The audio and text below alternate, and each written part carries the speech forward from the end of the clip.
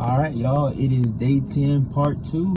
We up 10K. I just left the library, got a little bit of work done. Just social media, just studying social media and working to, again, expand all of my accounts.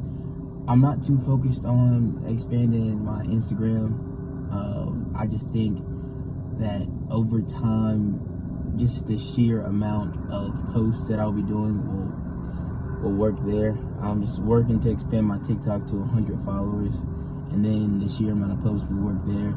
And then working to expand my LinkedIn, that is the big one, because I want to eventually be able to monetize this and make money and make connections with people and make this more of a professional thing. Right now it's more of just, it's just a thing that I'm doing, but eventually I'm going to tighten up and make it more professional.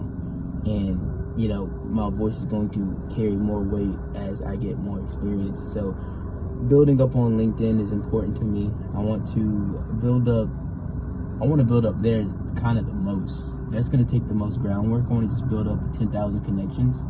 Right now I'm at 57, and it limits you to sending out 100 connections a week. Or sending out 100 connection requests a week. So I think mine resets tomorrow. I did like a premium trial to give me 200 connections a week. So I'll have that for the next 3 weeks. So I'll be able to send out 600 connections. And I'm probably gonna estimate that around 300, 400 of those hits, 300, 400 of those hit, and I get the connections out of them. So hopefully by the end of that, those 30 days, I'll have around 500, maybe 450 connections on LinkedIn, and hopefully by the end of the year, I'll get up to maybe like 4,000. That'll be the goal. And on LinkedIn, I'm gonna post as well, but not nearly as frequent. And I don't think I'm gonna post like these. I think I'm gonna kind of fix myself up a bit. Still be in the car. Still keep it a bit more personal.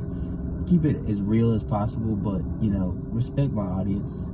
And, you know, if everybody up there is trying to, you know, be as professional as they can, I'll, you know, throw on maybe, you know, a nice little quarter zip, or throw on a little collared shirt or whatever, and, you know, say my little piece to LinkedIn and clean it up, and not be rehearsed, but, you know, have written down touching points that I want to talk about and just touch on them, 1 or 2 or 3 things. You know, I'll make the videos on LinkedIn a bit shorter. They'll be 1:30 probably, or 2 minutes or less, and they'll kind of be 2 or 3 times a week, so not every single day and not just little clips every single day. I will be posting some, like, when I get to recording on the track, because eventually I have to record everything I do on the track just for observation purposes and what I'm doing for, you know, I'm trying to time it, so it's all technically hand time, but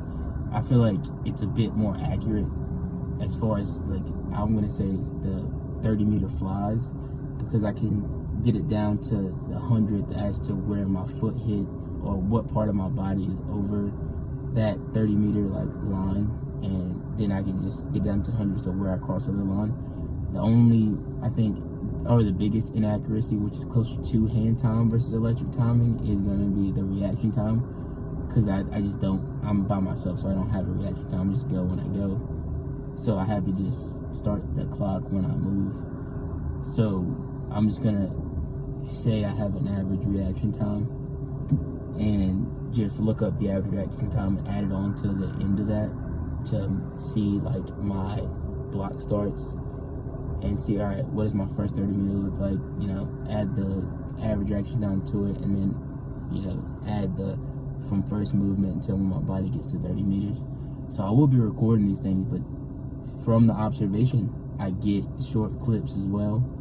And, you know, the better I get at it, the more confident I'll be to post those on Instagram, Twitter, you know, TikTok, and eventually LinkedIn because I really want to get into the space of being a speed and agility just coach and specialist, like someone online that you go to when you want your athlete to get faster, and I can give cues, tips. I'll be able to, make kind of an online business out of that, because there's a lot of fitness coaches, there's a lot of people who will get you in shape, that'll get the average person in shape, but there's not that many people that just simply focus speed, and that's the name of my game. All I care about is speed, and I'm going to be able, and agility as well, speed and agility and speed, agility, and movement.